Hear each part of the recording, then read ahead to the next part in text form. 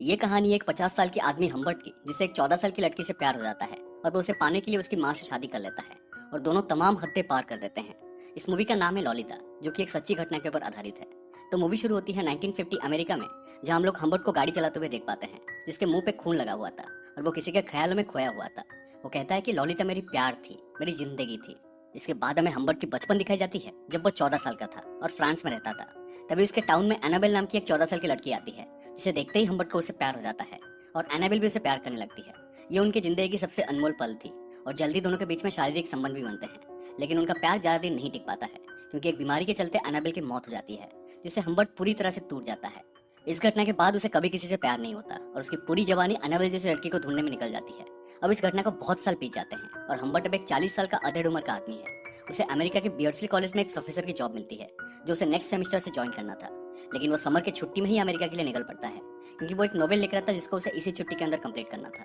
America में Humbert के एक अंकल की दोस्त उसे मिसेस हेज नाम के एक विडो के घर में रहने का प्रबंध करते हैं। जब वो घर देखने जाता है तब उसे वो घर पसंद नहीं आता है, क्योंकि वो घर काफी छोटा और गंदा था और मिसेस हेज भी उसे बेमतलब करीबी बढ़ाने की कोशिश कर रहे थे। हम्बर्ट वहां से जाना चाहता था, मगर जब उसकी नजर मिसेस हेज की बेटी लॉलिता पर पड़ती है, तब उसके कदम रुक जाती है और उसे एनाबेल की याद आती है।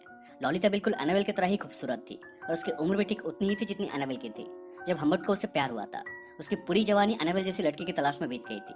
लेकिन आज उसके सामने एक ऐसी लड़की थी जो उसे एनाबेल की याद दिलाती थी और उसकी स्माइल देखने के बाद हम्बर्ट की हार्ट बीट रुक जाते हैं। और भले ही उसे वो घर पसंद ना आया हो, लेकिन वो $20 पर मंथ रेंट पे रहने के लिए मान जाता है। हम्बर्ट वहाँ एक छोटे से कमरे में रह के अपना अधूरा किताब को पूरा करने की कोशिश करता है। उसे लॉलिता में एनाबेल दिखाई दे रही थी और वो छुप छुप के उसे निहारने लगता है। हालांकि लॉलिता की उम्र सिर्फ 14 साल थी, लेकिन वो अपने उम्र से काफी ज्यादा समझदार थी। जब उसने पहली बार हम्बर्ट को देखा था, तब वो जानती थी कि हम्बर्ट उसे पसंद करता है। वो कई बार जानबूझ के उसे टच करती है, उसके गोद में बैठती है और उसे फ्लर्ट करती है। इस तरफ मिसेस हेज हम्बर्ट की चार्मिंग पर्सनालिटी देखकर उसके ऊपर फिदा हो जाते हैं और मनी मन उसे शादी करने के सपने देखते हैं। अगले दिन जब उनके साथ हम्बर्ट एक लेक के पास गया होता है, तब मिसेस हेज बताते हैं कि वो लॉलिता को एक समर कैंप में भेजने वाले हैं। हालांकि लॉलिता कैंप जाने के लिए तैयार नहीं थी, लेकिन उसकी माँ उसकी एक नहीं सुनती। जिस दिन लॉलिता कैंप जाने वाली थी, उस दिन हम्बर्ट को उठने में लेट हो गया था। वो भाग के विंडो के पास जाता है और लॉलिता को देखता है। लॉलिता भी उसे देख लेती है। वो गाड़ी से उतर के भाग के घर के अंदर आती है और कूद के उसके ऊपर चढ़ जाती है और उसे किस करती है। हम्बर्ट के दिल की धड़कन मानो थम सा गया था और वो इस पल को बार बार अपने आंखों के सामने कल्पना करने लगता है।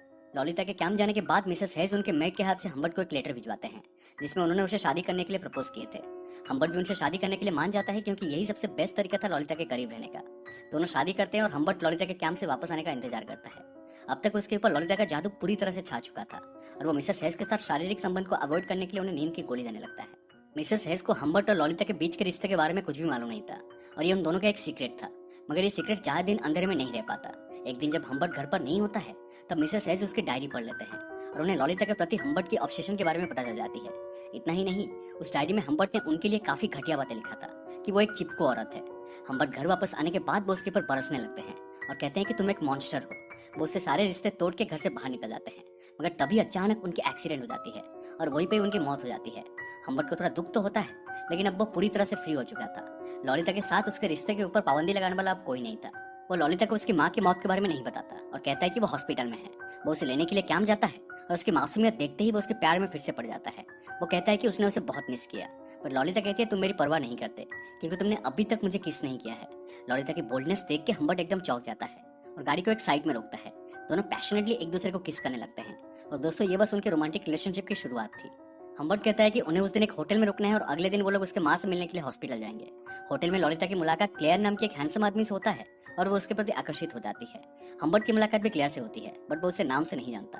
उसे लगता है कि वो कोई स्पाई है जो उसकी बीवी के मौत के बारे में तहकीकात कर रहा है। होटल में दोनों की रोमांटिक रिलेशन अब सेक्सुअल में बदल जाते हैं और दोनों इस पल को जी भर के जीने लगते हैं। अगले दिन एक गैस स्टेशन में लॉलिता हम्बर्ट को हॉस्पिटल का नंबर मांगती है, क्योंकि उसे अपने माँ से बात करना था। मगर हम्बर्ट उसे सच बता देता है कि उसकी माँ अब नहीं रहे, उनकी मौत एक एक्सीडेंट में हो चुकी है। लॉलिता के लिए ये बात बहुत ही ज्यादा शॉकिंग था और होटल वापस आके वो दिन भर रोने लगती है। अब घर लौटने का उनके पास कोई वजह नहीं था और दोनों पूरे अमेरिका घूमने के लिए निकल पड़ते हैं। इसी बीच वो लोग कई होटल्स में रुकते हैं और एक कपल की तरह एंजॉय करने लगते हैं। फाइनली दोनों बियर्डस्ली कॉलेज पहुंचते हैं, जहां हम्बर्ट अपना टीचिंग का जॉब संभालता है और लॉलिता को स्कूल में भर्ती कर देता है। यहाँ भी दोनों के बीच में शारीरिक संबंध रुकने का नाम ही नहीं ले रहा था, लेकिन दुनिया की नजर में दोनों बाप बेटी की तरह पेश आते थे। लॉलिता सेक्सुअली हम्बर्ट को मैनिपुलेट करके उसे अपनी मांगे पूरी करती थी। एक दिन हम्बर्ट लॉलिता के स्कूल में उसका प्ले देखने जाता है, जहाँ उसे पता चलता है कि इस पूरे प्ले को क्लेयर ने लिखा है। दोस्तों, क्लेयर वही हैंडसम आदमी था जिसे वो होटल में मिला था। जैसे जैसे समय बीतता जाता है, दोनों के बीच में रिलेशन और ज्यादा रोमांटिक नहीं रहता। हम्बर्ट का लॉलिता के लिए इनसिक्योरिटीज बढ़ने लगता है उसे डर लगता है कि ललिता उसे छोड़ के चली जाएगी। एक दिन जब ललिता के पास कुछ पैसे मिलते हैं, उसे लगता है कि वो ये पैसे इसीलिए जमा करी है ताकि वो उसे छोड़ के कहीं भाग सके। एक दिन वो एक रेस्टोरेंट में ललिता को फोन में किसी से बात करते हुए देख लेता है। जब ललिता उसे देखती है तो वो जल्दी से फोन को काट देती है और अजीब बिहेव करने लगती है, जैसे मानो वो कुछ छुपा रही है। और इससे पहले उनके बीच में रिलेशन और खराब हो, हम्बर्ट उसे एक और टूर में जाने का ऑफर देता है। लेकिन इस बार ललिता को तय करना था कि वो लोग कहाँ कहाँ जाएंगे। रास्ते में हम्बर्ट को लगने लगता है कि कोई उनका पीछा कर रहा है और ये शायद वही स्पाई था जो उसे होटल में मिला था। एक दिन जब वो लोग एक गैस स्टेशन में रुकते हैं, हम्बर्ट कुछ चीजें खरीदने के लिए अंदर जाता है। वो देखता है कि बाहर ललिता किसी अनजान आदमी से बात कर रही है। वो भाग के तुरंत बाहर आता है, मगर तब तक वो आदमी जा चुका था। पूछने पर ललिता कहती है कि वो आदमी रास्ता भटक गया था। हम्बर्ट को लगता है कि वो कोई और नहीं बल्कि वही स्पाई था जो उनका पीछा कर रहा था। आगे की जर्नी में भी उसे हमेशा यही लगता है कि कोई स्पाई गाड़ी बदल बदल के उनका पीछा कर रहा है। जब वे एक होटल में रुकते हैं तब थोड़े समय के लिए हम्बर्ट कुछ खरीदने के लिए बाहर जाता है, और जब वो वापस आता है ललिता थोड़ी मेसी सी लगती है। उसके पैर गंदे थे, बाल बिखरे हुए थे और लिपस्टिक मसला हुआ होता है। उसे लगता है कि हो ना हो उसके जाने के बाद यहाँ कोई तो आया था। तो ललिता कहती है यहाँ कोई नहीं आया था। वो थोड़ी देर के लिए बाहर गई थी ये चेक करने के लिए कि हम्बर्ट वापस आया कि नहीं। लेकिन उसकी बिखरी हुई लिपस्टिक देख के हम्बर्ट बहुत बेचैन हो जाता है। उस रात भी दोनों के बीच में शारीरिक संबंध बनते हैं, लेकिन हम्बर्ट को कॉन्स्टेंटली डर लगा रहता है कि कोई ललिता को उससे दूर ले जाएगा और उसे जेल हो जाएगा। अगले दिन वो लोग अपना जर्नी जारी रखते हैं और रात को एक होटल में रुकते हैं। वहाँ अचानक ललिता की तबीयत खराब होने लगती है और हम्बर्ट तुरंत उसे एक हॉस्पिटल में भर्ती करता है। चेकअप के बाद डॉक्टर कहते हैं कि एक वायरल फीवर है और उसे उस रात हॉस्पिटल में ही रुकना होगा। हम्बर्ट ललिता को हॉस्पिटल में छोड़ के होटल वापस आता है।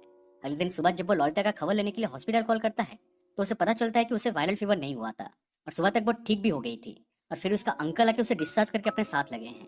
ये सुन के हम्बर्ट के पैरों के नीचे से जमीन खिसक जाता है और वो हड़बड़ाता हुआ हॉस्पिटल पहुंचता है और सबसे लड़ाई करने लगता है। जब वो पुलिस को उसके तरफ आते हुए देखता है तब वो शांत होकर सबसे माफी मांग के वहां से चला जाता है। दरअसल दोस्तों ललिता को कोई बीमारी थी ही नहीं, ये बस उसकी और क्लेयर की वहां से भागने की एक प्लान थी। हम्बर्ट ललिता को ढूंढने के लिए अपना जी जान लगा देता है। वो हर उस होटल में जाता है जहाँ पहले दोनों रुके हुए थे, इस उम्मीद में कि शायद उसे कुछ सुराग मिले। होटल के रजिस्टर में चेक करने के दौरान हम्बर्ट एक पर्टिकुलर हैंडराइटिंग को नोटिस करता है कि जिस होटल में वे रुके हुए थे वो आदमी भी वहां रुका था और हर बार वो अपना नाम चेंज करता था। वो उसे बहुत ढूंढने की कोशिश करता है मगर ललिता का कोई पता नहीं चलता। वो सोचता है कि क्या मेरे अलावा भी ललिता का कोई आशिक है, लेकिन फिर वो अपने आप को समझाता है कि मेरे जैसा प्यार ललिता को कोई नहीं कर सकता। देखते ही देखते 3 साल बीत जाते हैं और एक दिन अचानक उसे ललिता की एक लेटर मिलती है जिसमें लिखा था कि उसने शादी कर लिया है और अभी वो प्रेग्नेंट है, लेकिन उनकी फाइनेंशियल कंडीशन कुछ ठीक नहीं है और उसे पैसों की जरूरत है। हम्बर्ट तुरंत लेटर में लिखी एड्रेस की तरफ निकल पड़ता है और 3 साल के बाद पहली बार ललिता से मिलता है। ललिता अब रिचर्ड नाम के एक आदमी से शादी कर ली थी और प्रेग्नेंट थी, लेकिन 3 साल के बाद भी हम्बर्ट जानना चाहता था कि वो कौन आदमी था जो ललिता को उससे दूर ले गया था। वो आदमी रिचर्ड तो नहीं हो सकता क्योंकि वो आदमी काफी अमीर था और उम्र में भी अधिक था। ललिता कहती है उस आदमी का नाम क्लेयर है और वो हम्बर्ट के पीछे उसे मिलने आया करता था। वो ये भी कहती है कि क्लेयर ही एक ऐसा आदमी था जिसके लिए वो पूरी तरह से दीवानी थी, और ये सुनने के बाद हम्बर्ट का दिल टूट जाता है। वो कहती है कि लेकिन जब वो पहली बार उसके घर गई थी उसे पता चला कि क्लेयर पॉर्न इंडस्ट्री चलाता है और उसे टीनेज लड़कियां काफी पसंद है, लेकिन ललिता को किसी और लड़के के साथ सेक्स नहीं करना था, उसे बस क्लेयर के साथ ही करना था। ये सुन के क्लेयर उसे वहां से निकाल देता है। हम्बर्ट को उसके ऊपर तरस आता है क्योंकि अब वो अपनी जिंदगी गरीबी में जी रही थी। वो उसे अपने साथ चलने के लिए कहता है, लेकिन ललिता मना करती है।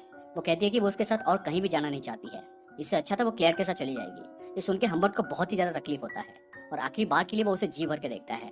वो उसे कुछ पैसा देता है और उसके साथ आज तक उसने जो कुछ भी किया उसके लिए माफी मांगता है और वहां से चला जाता है। इसके बाद वो क्लेयर को मारने के लिए सीधा उसके घर की तरफ निकल पड़ता है क्योंकि जिस लड़की को उसने अपने जान से भी ज्यादा प्यार किया क्लेयर ने उसे छीन लिया और फिर उसे सड़कों पर मरने छोड़ दिया। और इसके बाद भी ललिता क्लेयर की दीवानी थी।